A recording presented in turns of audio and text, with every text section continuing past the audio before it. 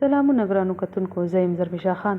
تاسو ګورئ زرمیشا خان یوټیوب چینل. داسې یو څو عادتونه درته وایم چې ښځه له خپل خاوند باید پټ وساتي. بل چا سره د خاوند د پرتله کولو عادت هیڅ کله خپل خاوند له نورو نارینه‌و سره مه پرتله کوه.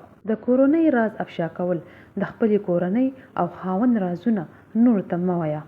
خاوند کور له ته راغلی او دا ستا کور دی، اوس د کې چې دا څومره خلک دی دا ستا خپل ټول کورنۍ خلک دی.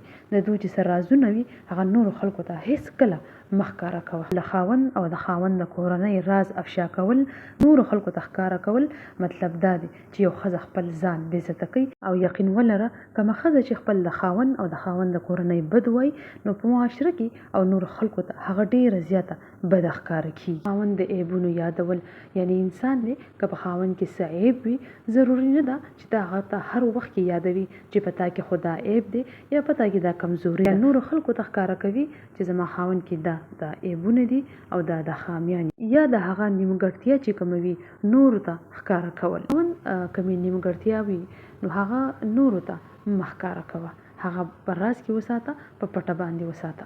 بې ځایه شک کول، په خاوند د بې ځایه شک کولو عادت پټ وساته، ځکه باور د مینې بنسټ دی. خبرې راوړل د بلې ښځې ژوند یا ښکلا په خاوند مه څرګندوئ. د پیسو بې ځایه مصرف، کله کله لږ اضافي مصرف کوي، تل یې ښکاره مه کوه. په اعتدال کې کنټرول وکړه. قهر زر څرګندول، په هره وړه خبره قهر مه ښکاره کوه.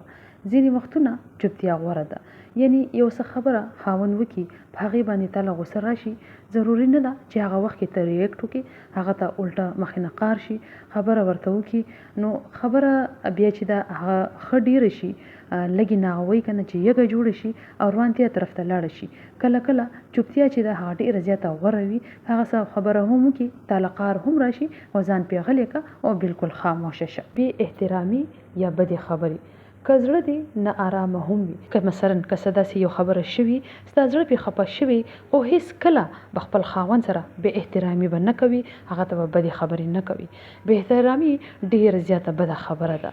که زړه دې ډیر ناارامه هم وي خو بیا به هم څه نه وایي، داسې څه الفاظ به خولې نه ادا کوي چې وروسته پې ته هم خفه او خاوند دې هم خفه وي. سپکې خبرې به خولې نه وباسي.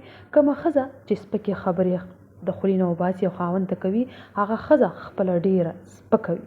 سپکو خبرو عادت دی بیخي پټ وساته. د خپلې کورنۍ بدې خبرې کول، د خپلو خپلوانو خرابې خبرې د خاوند مخې ته مه کوه، ځکه د دواړو رشته چې ده هغه خرابوي. یعنی که تاسو اکثر خیال کړی وي د ښځو زموږ دا ډېر بد عادت دی چې څه خبره وشي داسې بده خبره په خپلو خپلوانو کې وي، هغه بده خبره سیده خپل خاوند ته رسوي.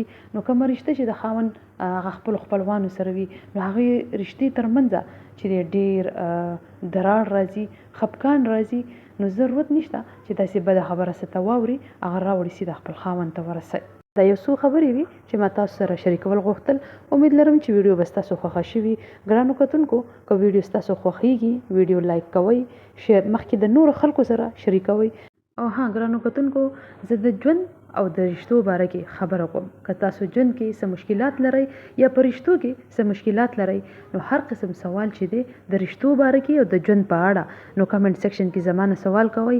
زه به هغه سوال جواب چې دی خپل د یوټیوب د ویډیو په ذریعه باندې درکوم. داسې بلا چې چا سوالونو ته پوښتنه کړیو د هغوی جوابونه چې دي ما په خپل په ویډیوز کې ورکړي هم دي. اوس داسې نور بلا سوالونه دي هغه ما ځان سره راغستې دي او لیکلي مې دي.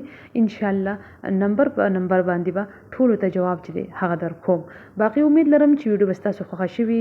خپل ځان ډېر خیال ساتئ او دعاګانو کې مې یاد ساتئ. الله په امان.